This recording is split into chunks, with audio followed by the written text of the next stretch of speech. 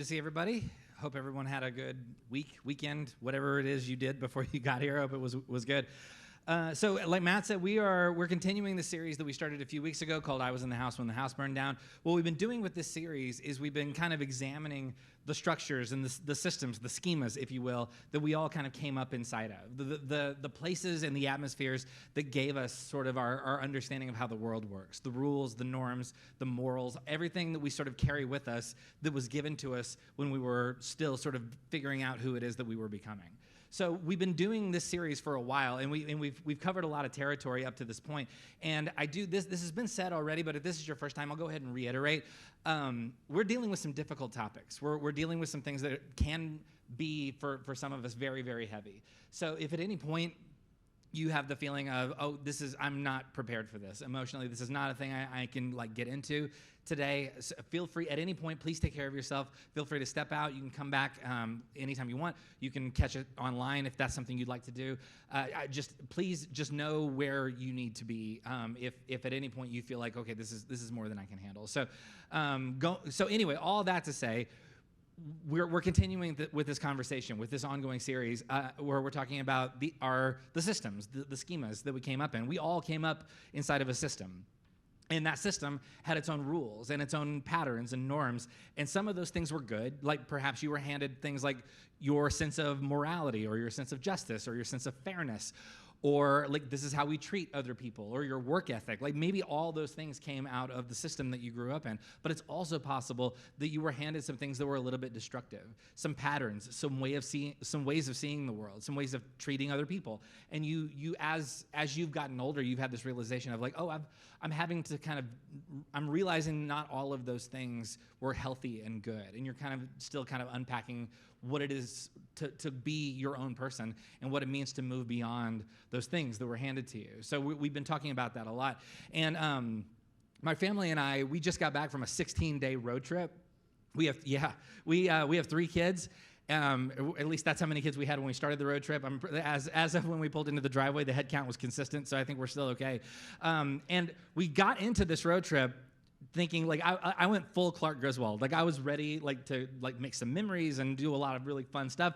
And then by about day 7 or 8, I had this realization this thought of, I just hope I'm not doing too much damage here. You know what I mean? Your perspective begins to change, and you have this thing of just emotional damage. I hope I'm not scarring these people too much. I hope I'm not giving them more and more things to tell their therapists as they get older. That's the goal. As you end a road trip like that, you're hoping to do a minimum amount of long-term harm. And so I think overall it went pretty well, but it was touch and go. There were definitely some moments where I thought that's going to be a thing. That's going to be a thing that we talk about later probably. That's maybe a memory they're not going to love as we get older, as we're sleep deprived and spend a lot of time in the car together. So anyway, so all that to say, I'm sure a lot of us, we have these memories of where we grew up, and we have these memories of our parents, and maybe some of them are good and some of them maybe are not so good, and we're having to sort of deal with kind of the 16-day road trip that was your childhood, and you're having to sort of deal with a lot of this stuff I don't really know what to deal with. And today specifically we're going to be talking about our parents. I'm hearing a lot of groaning from over here somewhere. If your parent, and I had this realization after the first service, I don't know why it didn't occur to me before that, but this realization of a lot of people go to this church with their adult parents. And so it's obviously all of your parents are adults. A lot of us are adult children who go to this church with your parents, and maybe you're going to have to sit here for a little while and hold your best poker face for the next little while. I get it. I'm with you. I wish I could have warned you, hey, come to a different service than your parents. You'll be glad you did. Anyway, I feel like I should say this. The purpose of this conversation, as we get into family of origin and parents, the purpose of this is not to bash your parents. My hope here is not to spend the next 30 minutes saying here are all the things that your parents probably did wrong, and I sure hope you do a better job than they did, and just sort of let that be that. Parents, I know parents get very or can get very concerned when they learn that their adult children are going to therapy, because they have this feeling of, oh no, they're going to go tell some stranger all the things that I did wrong. And so they preemptively get very nervous and very defensive. Like, why would you need therapy? I was a great parent. You shouldn't need therapy. To which I would say, look, everybody needs therapy. Like, I don't care how good your parents were. Like, you probably need therapy. And maybe you're sitting here thinking, like, I've never needed therapy. Listen, you are in denial. And you need it probably way worse than the rest of us. I would seek somebody out immediately if you're sitting here thinking that you don't need therapy. So anyway, all that to say, like, the purpose of this is not to make your parents uncomfortable or to bash your parents. The purpose of this is to ask, like, okay, as adults, what is our responsibility? What is our role as it pertains to our ongoing relationship with our parents? Because it's possible to grow up, and then every time you have a conversation with your mom, you turn into a 14-year-old. You know what I mean? It's possible to continue sort of mentally going back to that place because we feel like we never sort of progressed beyond that in their eyes. And that's how they see us, so that's how we have to sort of interact with them. And so what we're trying to figure out is, okay, as adults, what do we do with all the things that we were handed when we were kids? How do we continue to interact with our parents, or to not sometimes interact with our parents? So I'm going to start off, for a conversation like this, we have to start in the Ten Commandments. And the context of the Ten Commandments, if you've heard of it, the context of the Ten Commandments is it is part of this larger law code that is handed to the people of Israel like almost immediately as they have come out of a season of captivity in the nation of Egypt. And so a big part of the Ten Commandments, a big purpose of the Ten Commandments and the structure around it is this group of people has come out of a schema. They've come out of slavery. And now they're trying to sort of find a new way of being in the world. They're trying to create a new schema. And so there's this massive law code that is handed off to this group of people as a way of saying, go and be something better than where you came from. Create a new system that is actually more healing and gracious and life-giving than the place where you came out of. So the Ten Commandments is a part of that. So as you read through the Ten Commandments, what we're given is almost sort of a counter-narrative to what has come before in the life of this group of people. So in the Ten Commandments, you have commandment number 5, which is this, in Deuteronomy chapter 5, verse 16. It says, honor your father and your mother, as the Lord your God has commanded you, so that you may live long and that it may go well with you in the land the Lord your God is giving you. So here's what's going on surrounding this. Like, why, of all the things to put in the Ten Commandments, why this thing? Because it seems like you could have put a lot of things here. So why this one thing? Is it just this important that we honor our mother and our father, that it has to go in the Ten Commandments, like in this like iconic status of where it is? So first of all, it's helpful to remember that this was given originally to a group of adults. We teach the Ten Commandments to children, but it's easy to forget, like, oh no, this was handed off to a group of full-grown adults who are trying to rebuild a sense of society because they'd never had one before outside of slavery. So they're having to sort of reconfigure how they see everything. So this commandment, honor your mother and father, is coming from somewhere.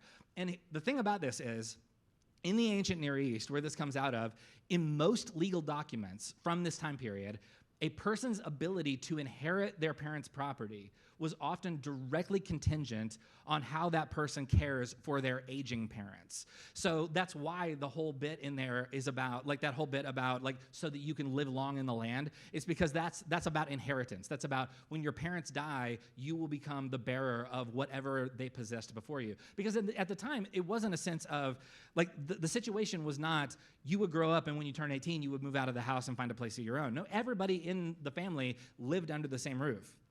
And so you'd have sometimes up to 4 generations all living in the same household. And so the idea of honoring your parents was somehow connected to you will continue living in this space even after they're gone.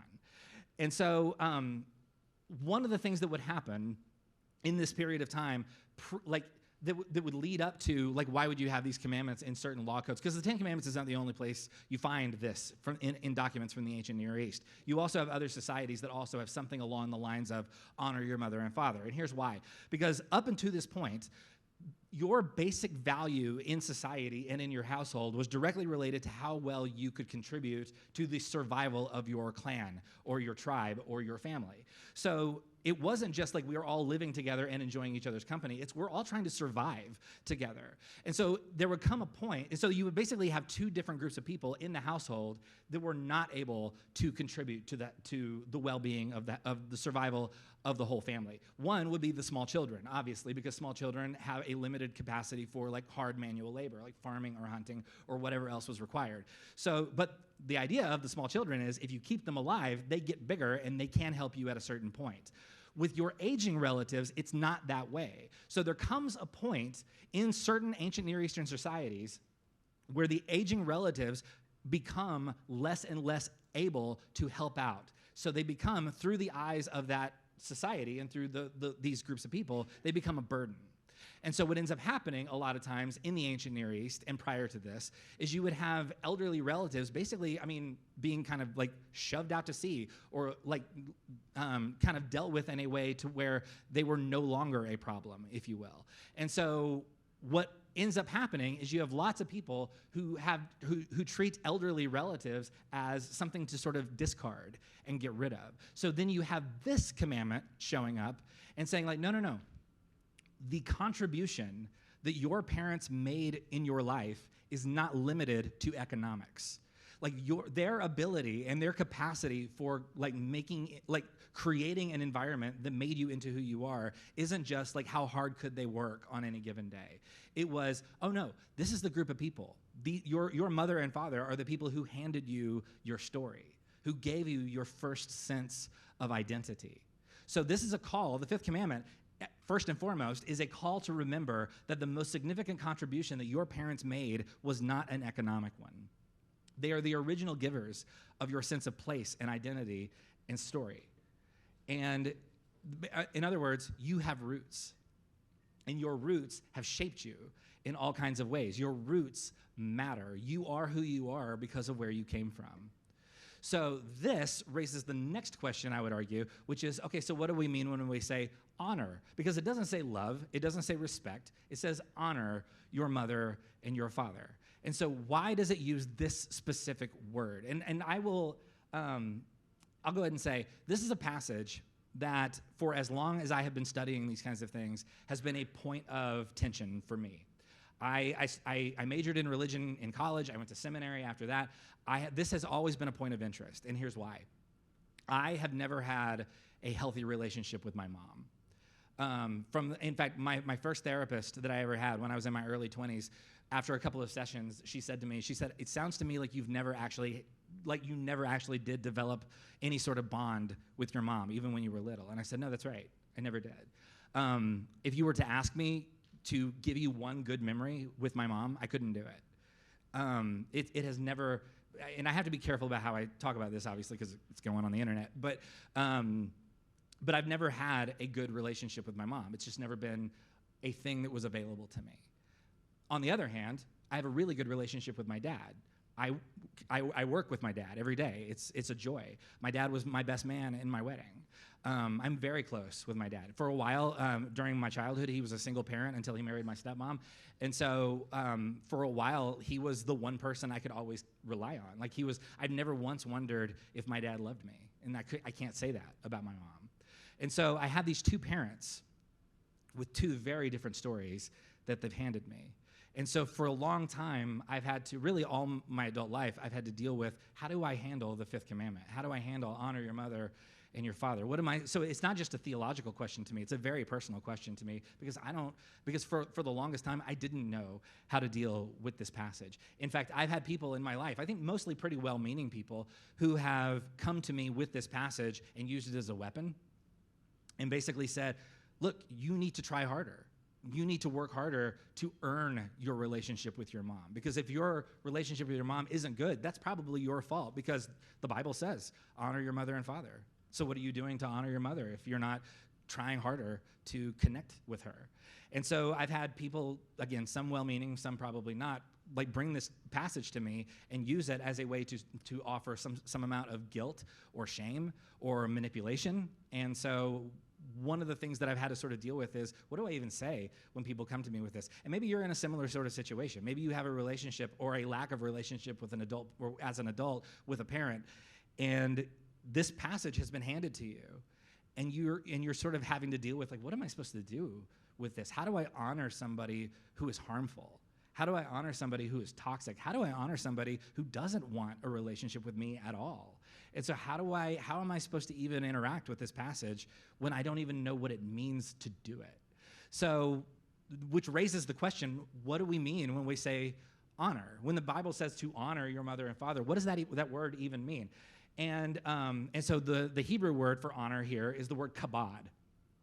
And kabod literally means to acknowledge the weight of a thing. So like if you know somebody who had a baby recently and they posted pictures of their baby on Facebook or whatever, and then they posted how much the baby weighed, that means that when the baby was born, they weighed the baby, they assessed and determined the weight of the baby, and then they announced the weight of the baby.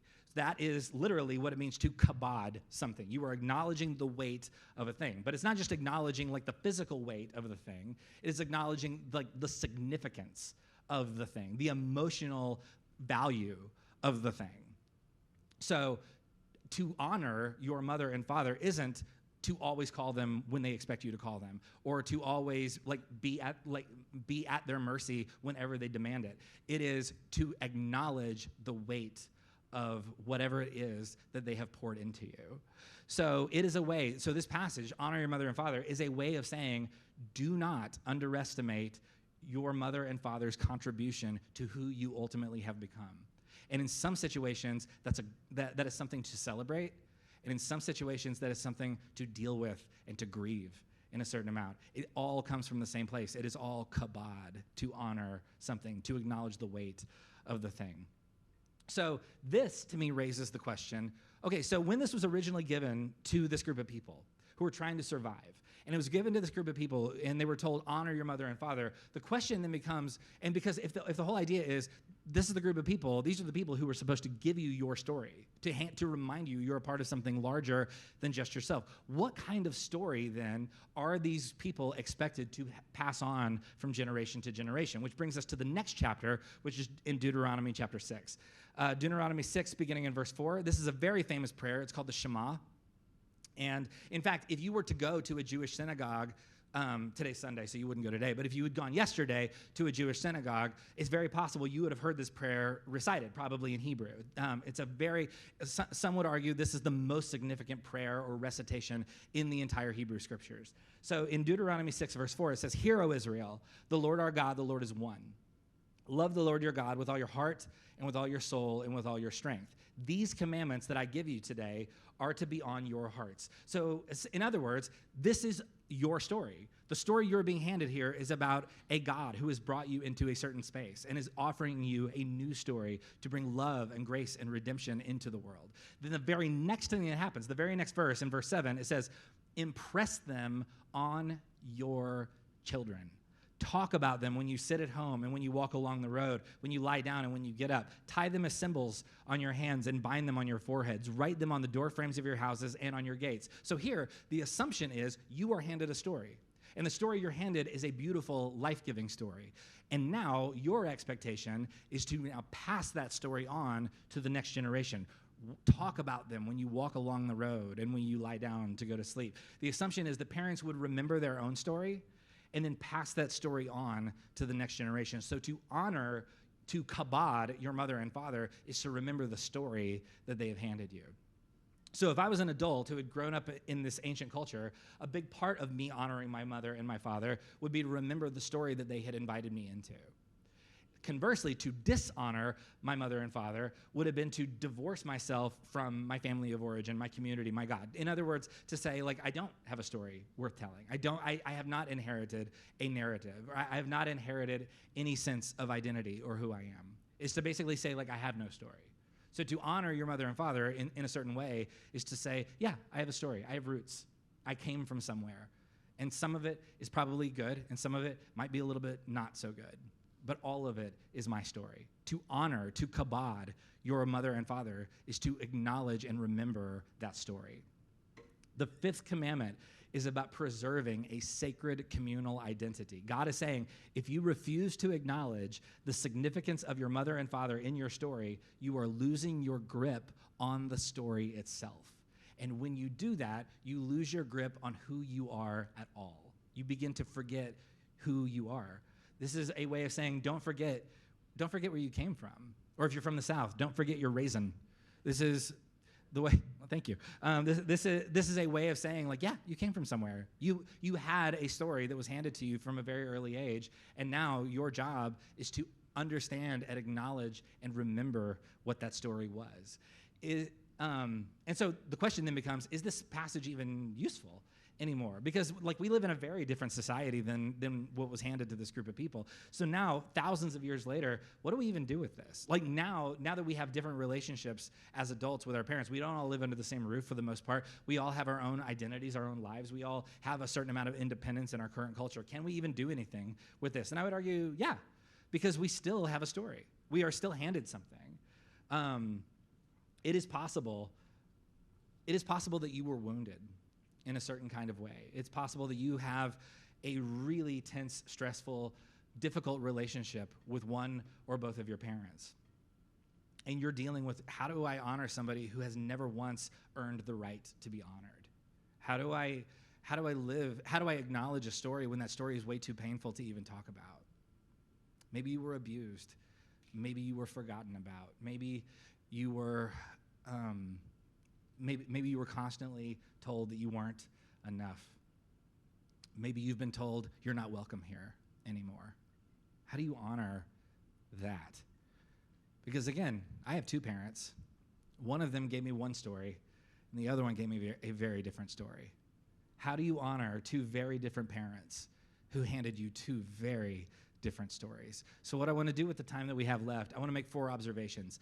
The first 2 are answering the question, what does it not look like to honor my mother and father? What are the misconceptions about what we do about this? And how maybe, my hope here is to set you free, perhaps, from all the ways that you've been shackled to this commandment and all the ways that you've been told and manipulated and made to feel guilty about not doing this enough. So what we're going to do is we're going to say, here's what it doesn't look like to honor your mother and father. And then the last 2 observations are going to be the opposite. This is what it looks like to honor your mother and father, regardless of what kind of story you were told or what you were given. So the first observation is this. Honoring my parents does not mean I have to submit myself to manipulation, control, or abuse.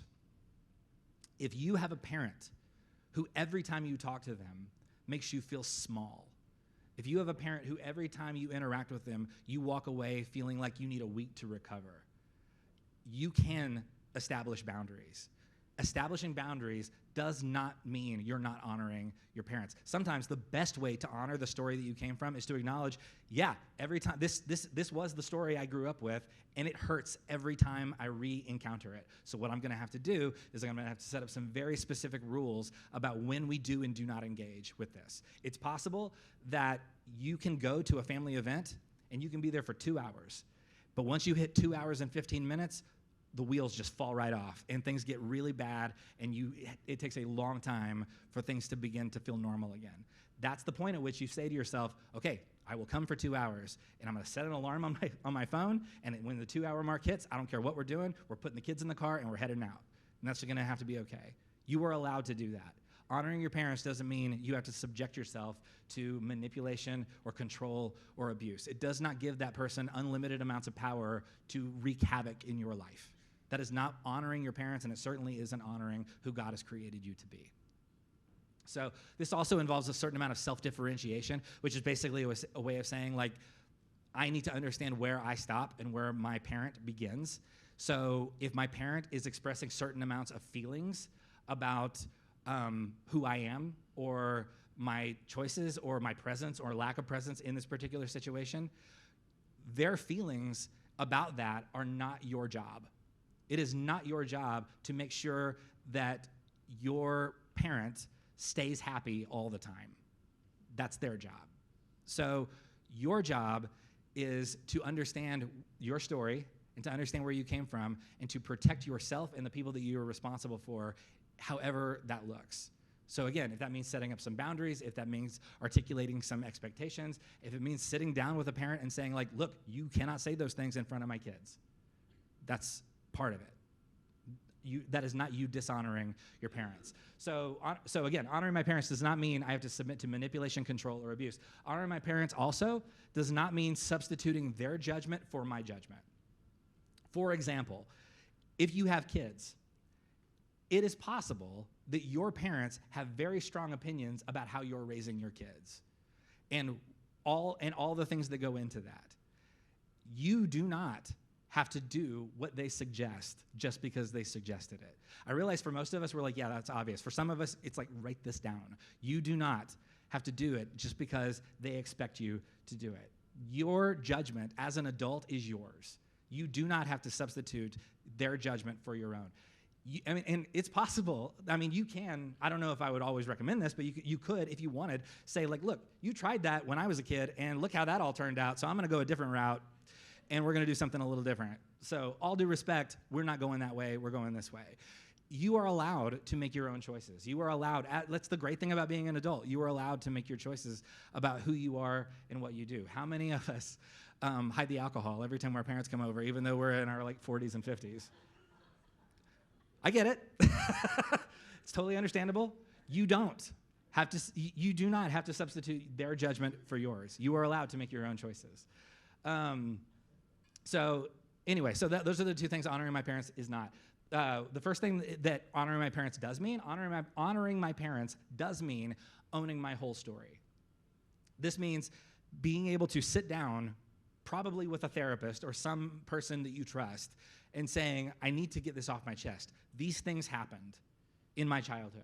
Some of them were good, some of them were harmful, and it's all part of the story. I have to own all of it. Some of these things have shaped me in ways that I didn't even understand until now. Some of these things I'm still unpacking, but it's all part of the story. It's acknowledging, yeah, all of these things, they happened. They shaped me into who I am, both the good things and the bad things. And honoring your parents doesn't mean you have to be grateful for it. It doesn't mean you have to be glad that it happened. It means you have to be aware that it happened. It means you have to acknowledge, like, yeah, this is part of it. These are the things, all these pieces, all these things that I've had to sort of dig up. Yeah, it's all part of the story. So honoring my parents is honoring and remembering my story. Again, I had two parents who gave me two very different stories, and I've had to sort of reckon with and acknowledge all the things that came out of each of those things. And it's work that I'm still doing. And then the next thing is honoring my parents does mean remembering their humanity. This is a hard one. If you grew up in a place where a person did you lots of harm, and you're having to deal with all that now, it's possible for that person to become a monster in your memory. And it's understandable that they would. But the thing is, they're just a person. And this is the thing I've had to deal with my mom specifically, which is, yeah, it's easy for her to become sort of a faceless monster in my own story, but she's not. She came out of her own schema. She came out of her own situation that was pretty broken and pretty messed up, and she was kind of set up for failure, and I get it. It doesn't mean the damage wasn't done. It doesn't mean that it wasn't harmful. It doesn't mean that I wish it could have been different, but it means she's a person, and I have to remember that. It's hard to remember, but it's helpful to remember the humanity of the people who handed you your story, even if it's a difficult story to tell. So in Colossians, we have this writer named Paul, and he's writing to this church in Colossians chapter 3, beginning in verse 20, and he says, "Children, obey your parents in everything, for this pleases the Lord," which seems a little bit like a license to do whatever for the parents. But then we often, when we're telling this passage to kids, we'll often stop it before it gets to verse 21, which says, "Fathers," or you could substitute the word "parents, do not embitter your children, or they will become discouraged." So the expectations here do run both ways. The expectation is, yeah, children, understand that you came from a story and that you were handed stuff, and you have to remember the humanity of your parents. But parents, your job is to not belittle and reduce the value of your own kids. It's to not make them feel worse about who they are in the world. Your job is to empower them in whatever way that looks like. So if you have parents or had parents, may you honor them in whatever way brings life and grace into your life and into the world around you. Maybe you have a parent who isn't even alive anymore, and you're having to deal with, how do I honor a person who did not give me a good story and is not even around anymore for me to deal with that in a one-on-one kind of way? Yeah, you can still acknowledge your story. You can still remember their humanity, even if you can't speak to them anymore. So may you find a way to remember your story and to acknowledge it in whatever way brings life and joy and goodness into the world, that makes you more of who you are, that reminds you of the story that you've been invited into. And if you are a parent, may you give your kids a story worth telling. May you empower your kids in all sorts of ways. May you be a parent worth honoring and worth remembering. Let me pray for us. God, we thank you for this invitation to honor our stories, to remember where we came from. For those of us for whom this is difficult, for those of us for whom this opens some wounds, may we seek help in whatever way we need it. May we acknowledge all of the pieces of our sometimes very broken stories. May we remember that we've been given a new, beautiful identity, and that is part of the story too. And for those of us in the room who are parents, and sometimes we feel like we're doing it okay, and sometimes we really don't, may we do our best. May we pour life and joy into our kids. May we give them a story worth telling. May they find it easy to honor the story that we gave them. In the name of Jesus, we pray.